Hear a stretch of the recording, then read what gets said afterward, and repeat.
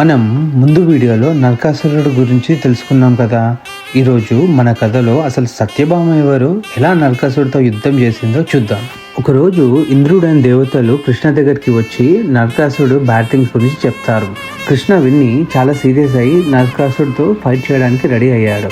ఇది విన్న సత్యభామ, స్వామి నేను కూడా వస్తాను అని అనగా కృష్ణ యుద్ధం గురించి ఎక్స్ప్లెయిన్ చేసి చాలా టఫ్ ఉంటుంది అని చెప్తాడు. అప్పుడు సత్యభామ నాకు భయం లేదు, నేను చూస్తా అని అంటారు. ఇద్దరు కలిసి ఆ ప్లేస్కి గరుక్ మంత్రుడి మీద వెళ్తారు. అక్కడ నరకాసురుడు క్రియేట్ చేసిన వాటర్ అండ్ మౌంటైన్ ఫోర్స్ని అన్నిటినీ కృష్ణుడు కూల్చేసి బురాసురుడిని డిఫీట్ చేస్తాడు. ఈ న్యూస్ నరకాసురుడికి తెలిసి యుద్ధ భూమికి వస్తాడు.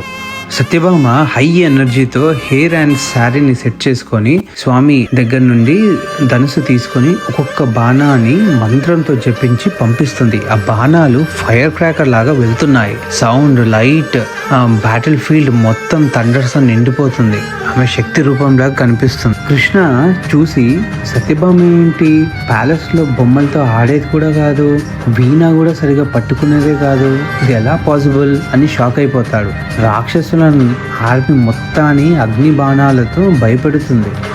అప్పుడు కృష్ణ, అమ్మ నువ్వు కొంచెం రెస్ట్ తీసుకో, నేను ఫినిష్ చేస్తా అని ఆమె ధనస్సు తీసుకుంటాడు. ఆ తర్వాత సుదర్శన చక్రంతో నరకాసుడిని అమావాస్య నాయుడు డిఫీట్ చేస్తాడు. నరకాసుడు చిన్న వాయిస్ తో అమ్మ కొడుకు అని కొంచెం కూడా జాలి లేకుండా ఎలా చంపుకుంటాడు అని తల్లిని బ్లేమ్ చేస్తూ పడిపోతాడు. చనిపోయాక బాడీని ఎప్పుడైనా భూమిలోనే పెడతారు. భూమి అంటే భూదేవి. సో బ్రహ్మ విష్ ప్రకారం మరణం తల్లి చేతిలోనే జరిగింది. సో సత్యభామ ఎవరు అంటే ఆమె భూదేవి అవతారం. సత్యభామ మళ్ళీ పుట్టాక తను భూదేవి అని మర్చిపోయింది. అంటే నరకాసుడు తల్లి ఈ సత్యభామ.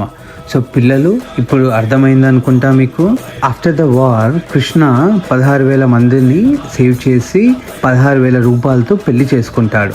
ఆ రాత్రి దేవతలు అందరూ కలిసి దీపాలను వెలిగించి ఫైర్ క్రాకర్స్ ని కాల్చారు. అలా మనకు దీపావళి స్టార్ట్ అయింది. ఇక్కడ మనం తెలుసుకోవాల్సింది ఏంటంటే చెడు పని చేయకూడదు. అమ్మ రూపమైన సత్యభామ లాగా మంచి కోసం ఫైట్ చేయాలి. దీపావళి అంటే మనలో ఉండే చెడుని గెలవడం.